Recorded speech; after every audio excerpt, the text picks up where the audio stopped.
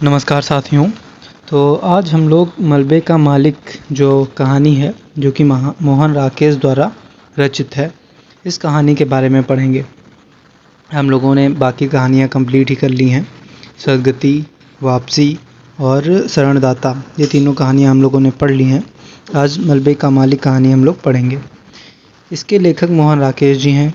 इनका जन्म 1925 ईस्वी में अमृतसर पंजाब में हुआ था और इनकी मृत्यु सन 1972 ईस्वी में हो गई थी। इनकी जो प्रमुख रचनाएं हैं, जो कहानी संग्रह हैं, वो उनमें क्वार्टर, पहचान, वारिस आदि कहानी संग्रह इन्होंने लिखे। उपन्यास में इन्होंने अंधेरे बंद कमरे, अंतराल, ना आने वाला कल, ये आदि उपन्यास इन्होंने लिखे हैं। और नाटक में इनका आषाढ़ का एक दिन, लहरों के राजहंस, आधे अधूरे आदि नाटक इन्होंने लिखे हैं। इनसे संबंधित जो आपकी परीक्षा में प्रश्न पूछे गए हैं वे ये हैं, ठीक है। अगली वीडियोज़ में हम लोग क्रमशः इन प्रश्नों पर बात करेंगे। आइए पहले इस कहानी का सारांश देख लेते हैं। मोहन राकेश द्वारा लिखित कहानी मलबे का मालिक कहानी का प्रारंभ घटना प्रधान भाव से हुआ है। लेखक ने बताया है कि 7.5 साल बाद मलबे का मालिक लाहौर से अमृतसर भारत और पाकिस्तान का हॉकी मैच देखने हेतु आया हुआ था। वह अमृतसर के गलियों, सड़कों आदि को बड़े ही आश्चर्य से देख रहा था। काफ़ी परिवर्तन आ चुका था। मिस्री बाज़ार में अब मिस्री की दुकानें अब बहुत कम ही थी। भटियारिन के दुकान पर अब पान वाला बैठा हुआ है। नमक मंडी की ललाइन इतनी नमकीन होती थी कि सबका मन इस ओर आकर्षित हो जाता था।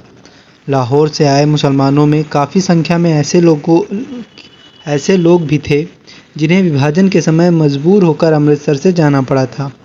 मस्जिद आज भी ज्यों का त्यों है। हाँ, बाज़ार की व्यवस्था बदल चुकी है।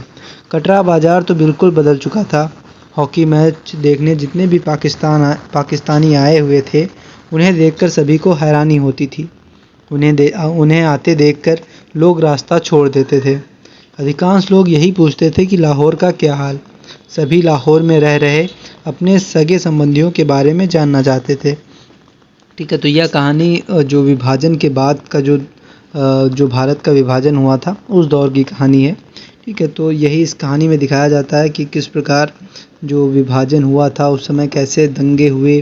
ठीक है, कैसे लोग एक दूसरे को मारने लगे और कैसी एक व्यक्ति की दशा होती है जो अपने घर को छोड़कर जाना पड़ता है उसे दूसरे देश। तो यही इस कहानी में बताया गया है। तो आइए देखते हैं। बाज़ार बांसा अमृतसर का एक उजड़ा सा बाज़ार है, जहां विभाजन के पूर्व निचले तबके के मुसलमान रहा करते थे। विभाजन के समय यहां भयंकर आग लगी थी और सब कुछ जलकर स्वाहा हो गया था। 7.5 साल में यहां काफ़ी परिवर्तन हो गया। इसी बीच एक वृद्ध मुसलमान ने कहा, सब कुछ बदल गया मगर बोलियां नहीं बदली। इसी बीच एक युवक आया और वृद्ध व्यक्ति से पूछा, कहिए मियाँ जी, यहाँ किस लिए खड़े हैं? तभी वृद्ध ने कहा, बेटे तेरा नाम मनोरी है ना? युवक ने कहा, आपको मेरा नाम कैसे मालूम है? ओ गनी मियाँ। मनोरी ने पहचान कर कहा, हाँ बेटे, मैं तुम लोगों का गनी मियाँ हूँ। चिराग और उसकी बीवी बच्चे तो मुझे मिल नहीं सकते, मगर मैंने सोचा कि एक बार मकान की ही सूरत देख लूँ। वह था तुम्हारा मकान। मनोरी ने दूर से इशारा किया। एक मलबे की तरफ।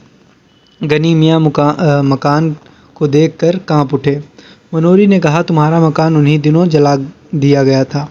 गनी आगे बढ़ा और एक जले हुए चौखट पर बैठकर अपने पुत्र चिराग दीन का नाम लेकर फूट फूट कर रोने लगा। ठीक है, जो गनी मियाँ हैं उनका एक बेटा था चिराग दीन, वो यहीं अमृतसर में रह रहा था और ये पाकिस्तान चले गए थे। मलबे के अगल बगल स्थित मकानों से अनेक लोग झांकने लगे थे।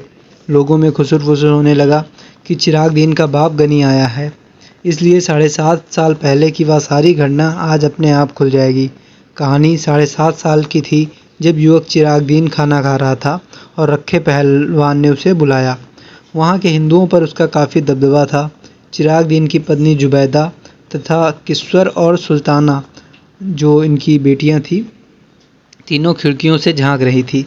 देखते ही देखते रखा पहलवान ने चिराग दीन को हमेशा हमेशा के लिए समाप्त कर दिया और बोला, तुझे मैं पाकिस्तान दे रहा हूँ, ले पाकिस्तान। रात में रखा और उसके साथियों ने चिराग दीन की पत्नी और पुत्रियों को भी सुहा कर दिया। उनकी लाशें चिराग के घर में न मिलकर नहर के पानी में पाई गई। रखा पहलवान चिराग के घर को अपने कब्जे में लेना चाहता था, किंतु न जाने किसने उसमें आग लगा दी और वे मलबे में परिवर्तित हो गया। इसी बीच किसी ने रखा पहलवान को खबर दी कि पाकिस्तान से गनी मियाँ आए हैं और मलबे पर बैठा है। रखा पहलवान ने कहा, मलबा उसका कैसे है, मलबा हमारा है। रखा को देखते ही गनी ने कहा, रखे पहलवान, मुझे पहचाना नहीं, मैं गनी हूँ, अब्दुल गनी, चिरागदीन का बाप। रखा ने पूछा, पाकिस्तान में तुम लोगों के क्या हाल हैं? गनी ने कहा, क्या हाल बताऊं रखे, मेरा हाल तो मेरा खुदा जानता है। चिराग वहाँ साथ होता तो और बात होती। मैंने उसे कितना समझाया था कि मेरे साथ चल, किंतु उसने कहा कि रखे के रहते मेरा कोई कुछ नहीं बिगाड़ सकता। गनी मियाँ ने आगे कहा, जो होना था हो गया रखिया, मैंने आकर तुम लोगों को देख लिया तो समझे कि चिराग को देख लिया। गनी मियाँ की बात सुनकर रखे पहलवान स्तब्ध था। अंततः गनी मियाँ फिर चले गए। रखे मलबे का पुनः अधिकारी बन गया। लोकू पंडित के भैंस को मलबे से भगा दिया। तभी एक कुत्ता भौं भौंकने लगा। रखा ने उसे भगाया तो मलबे के बीच बैठकर कुत्ता गुर्राने लगा, मानो वही मलबे का मुख्य मालिक है। ठीक है, तो यहीं पे कहानी हमारी समाप्त हो जाती है। तो ये मलबे कहानी का सारांश हो जाएगा। अब जो कुछ प्रश्न हैं उन पे हम लोग चर्चा करेंगे नेक्स्ट वीडियोज़ में। धन्यवाद।